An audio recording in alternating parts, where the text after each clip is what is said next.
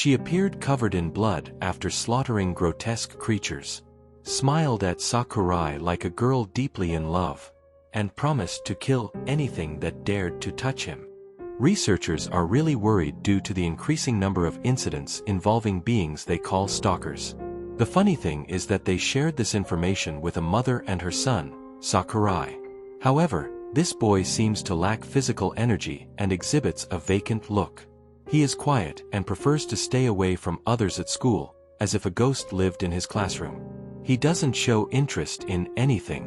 One day, something extraordinary happens when a lovely girl with bandages on her arm makes Sakurai nervous. At that moment, his memories come to life. He remembers how that same girl walked towards him covered in blood after violently slaughtering some grotesque beings with humanoid bodies. With a charming but deranged smile, she assures him that she will eliminate anything that threatens his life. However, Sakurai is suddenly brought out of his thoughts when a female classmate touches his shoulder, scaring him. She turns out to be a nice girl who takes him out to eat ice cream so he can relax. During the conversation, he mentions the cute girl with bandages from that morning, leaving Sakurai speechless. Finally, he confesses to her that that girl has been stalking him. The classmate, with a carefree and somewhat flirtatious attitude, tells him that he can take care of keeping her away if he wishes. Then, we see them leave together, and the girl with the bandages appears in the place where they were before. Sakurai is taken by his classmate to an abandoned building that no one goes near. When they find themselves in a deep, dark place, Sakurai suggests leaving, warning him about the dangerous stalker who is after him. However, his companion's attitude suddenly changes. He confesses that he has had his eyes on him for years and knows the nature of the bandaged girl who stands in his way. In a shocking twist, the girl begins to take off her clothes. When Sakurai tries to walk away, she holds him back and reveals a creepy transformation. Fortunately, Bandage Girl comes to the rescue, stabbing the monster 100 feet. It turns out that her name is Miyako, who is deeply in love with Sakurai. She assures him that she is there to protect him from the stalkers and vaguely explains that these monsters are ghosts summoned by strong human desires. Although Sakurai seems negative about Miyako's presence, she asks him to choose between staying with her or the 100-foot girl. In an attempt to survive, Sakurai chooses Miyako, who excitedly kisses him, leaving her gaze as if she were in heaven for having been chosen. The fight between the two stalkers begins, and Miyako reveals her true form with a jaw and parts similar to those of a wolf. In the blink of an eye, it's all over. Miyako, covered in blood, smiles gently at Sakurai, expressing her deep love for him, but also her desire for more of him. However, the interruption comes when grotesque beings taken from a nightmare appear through the window. These things are attracted to this boy. Well, although that doesn't stop Miyako from enjoying her moment with her lover. The next morning, Sakurai is woken up in a way that some would consider romantic. A cute girl is on top of him to say good morning. However, instead of enjoying it, Sakurai becomes enraged, since Miyako had snuck into his house for no apparent reason. Despite his annoyance, she only excuses herself by saying that she does it because she promised to protect him forever. While preparing breakfast as if it were a normal day at home, Sakurai tries to flee, but Miyako stops him by revealing the presence of stalkers outside his house. She assures him that if they try to enter, she will massacre them all. Out of options, this boy accepts Miyako's company, who takes the opportunity to spend time with her beloved. Sakurai tries to find out more about Miyako, but she does not seem to know much about her own nature. This lack of answers leaves Sakurai dissatisfied. However, she realizes that he is hiding valuable information and pressures him into revealing the truth. At one point, a glimpse of Sakurai's past is shown, where he appears to be covered in something resembling blood and is scolded for stealing something that could be the reason why those things are chasing him. Enraged, Sakurai threatens to take Miyako's life, but she greets him with a calm smile, expressing her love and her willingness to accept anything for him. This gesture causes Sakurai to collapse and lower all his defenses. Miyako comforts him, assuring him that she will be fine, that she will never hate him, and asks him to let her live by his side forever. Miyako accompanies Sakurai to the institute, but her presence is only allowed up to the doors. Still, she tells him that if it is to protect him, she will do anything. When she is left alone, she releases her strongest and most shameful emotions that she had not been able to show in front of him, but her moment of affection is interrupted by the presence of an aberration at the institute. Inside the school, rumors spread that a poor girl has disappeared, not knowing that she was actually the 100-foot-shaped monster. Some speculate that Sakurai could be responsible, since he was the last one to see her, which angers him because they are ignorant people who know nothing. For a moment, this boy gets lost in his imagination and envisions Miyako silencing those who gossip, but his thoughts are interrupted when he hears that the girl with bandages has appeared. Due to the recent disappearance of another student, some speculate that she is also involved in the incident. When Sakurai arrives at the scene, Miyako's expression changes completely, making their relationship clear. At that moment, the voice of society begins to prey on Sakurai's insecurities, but Miyako sacrifices herself by declaring herself solely responsible for the student's disappearance. This causes people to attack her, but she is happy because she can protect her loved one from malicious gossip. Sakurai stands in front of her to protect her, but the situation worsens when he is hit in the face with a rock. Miyako immediately takes him to a safer place, and while she tends to his wound, she tells him that she has sensed the presence of another stalker. Now that he has recognized her, she plans to finish it off. However, Sakurai realizes that he cannot go back to school. In addition to the stalkers, he is now connected to this stalker, which makes Miyako happy since it means they will spend more time together.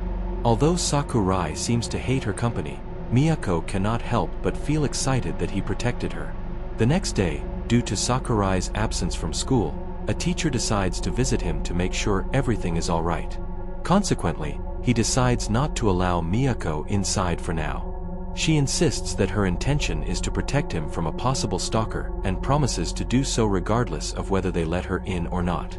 She seems thrilled at the thought of him completely depending on her.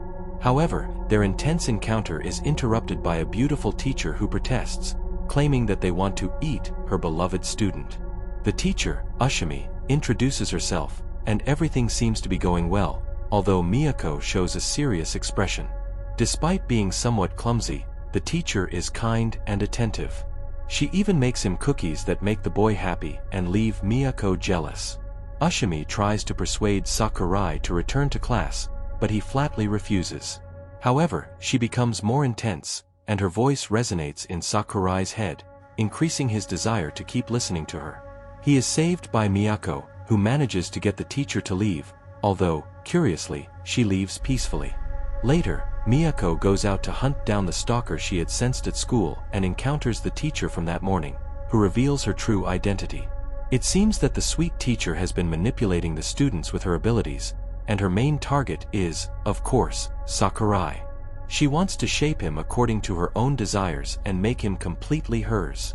But Miyako is not going to allow that. Both of them reveal their ghostly forms and engage in battle. At first, the teacher has the upper hand, but Miyako stops holding back and unleashes all her strength, leaving the teacher on the verge of death. Before collapsing, the teacher reveals that the city will be poisoned, and that it will all be the fault of the old Miyako. We then learn a little more about the protagonist's past. It seems that he spent his days with a tall, elegant woman who wore a large hat, but she sadly says goodbye to him, promising that she will find him again no matter where she goes. Sakurai wakes up from that dream with tears in his eyes. The first thing he sees is a badly injured Miyako. At first, he worries about her, but upon seeing her scantily dressed, he cannot help but have lustful thoughts. Deciding it is better to let her rest, he goes out alone to look for food. Because he does not want to run into his classmates, he chooses to walk through deserted streets, and, as expected, he is intercepted in an alley by the monsters that are always after him. However, he is miraculously saved by a beautiful and strong woman named Ye, the same person who took care of him when he was younger. Ye, excited to find him again, has returned to make up for all the lost time and do all the things she never had the chance to do. She takes Sakurai to one of those abandoned buildings so they can be alone. He thanks Ye because she protected him when he was little, despite being one of those monsters. Ye dismisses concerns about her nature, determined to stay with him forever as if they were a married couple. She reveals both her true form and her true feelings. However, before things can go any further, Miyako appears to separate them. Curiously, on her way there, she had to face another aberration that seemed to be an ally of Miss Ye. Despite being severely injured, Miyako and Ye begin fighting over who gets to stay with Sakurai, ignoring his wish for neither of them to die, since neither wants to share him. The battle between Miyako and Ye is interrupted when another aberration appears from the rooftop and tries to take Sakurai away. They have no choice but to join forces in order to protect him. However, this aberration is different. Ye, afraid that something might happen to the boy, asks Miyako to take him away from the area. Once they reach a safe place, Sakurai's insecurities resurface once again, causing him to despise himself for all the negative consequences he brings to others. Miyako, once again, comforts him with her compassionate and unconditional love, calming the storm of emotions within him. Meanwhile, it is revealed that they are being watched by apparently human individuals who are knowledgeable about everything related to these aberrations. At night, when everything is quieter, a man tries to enter Sakurai's house while he sleeps. Miyako stops him, and the mysterious man already seems to know the true nature of this girl. He is also so skilled that he notices, from a distance, the presence of the researchers who had been watching them. Eventually, everyone gathers to talk. The man introduces himself by the name people usually call him, Shinji. He reveals that Sakurai possesses the poison capable of killing aberrations. He explains that although the flesh of the aberrations can be destroyed, they will continue to reincarnate until their minds descend into madness. Poison is the only way to truly kill them, and Shinji mentions that Sakurai, together with the aberrations, somehow stole that poison from him at some point in the past. Shinji introduces himself as a messenger of his lord, warning everyone that punishment will be inevitable if they interfere. Before leaving, he gives Miyako a message from his lord, saying that he will see her later, leaving the investigators with no better option than to continue monitoring the boy from afar. The next day, Miyako and Sakurai share what could be called a romantic moment when he decides to fulfill her wish of going on a date with her. However, later that night, when they return home, Miyako begins acting strangely. She expresses her love and her desire to always remain with him as a human, but then leaves him under the excuse of checking the surroundings. However, during a conversation in front of a mirror, she talks to herself as though she has a deeply twisted split personality. Meanwhile, at school, a new threat emerges without anyone noticing. Sakurai finally decides to return to school, where Miyako patiently waits for him outside every day. Once he arrives, he notices that everyone is behaving strangely, acting much friendlier than usual. This eventually leads to an argument with his teacher, who, in addition to telling him not to worry, takes the opportunity to try to keep him all to herself. In the end, Sakurai decides to run away from her, leaving open the possibility of returning whenever he wants. However, during class, he notices that everyone is acting extremely strange, and he suddenly starts to feel sick. When he informs the teacher that he is leaving, everyone turns toward him at the exact same moment, wearing terrifying smiles on their faces. At that moment, we are introduced to the aberration behind this entire spectacle, who appears fully prepared to carry out a massacre at the institute. So tell me, what would you do if you were in Sakurai's place? Because honestly, I don't know if I'd have the courage to reject a girl who literally massacres monsters just to protect me. And if you want part 2 of this insane story, make sure to leave a like and drop a comment below, because your support is what decides whether I continue bringing this manga to the channel.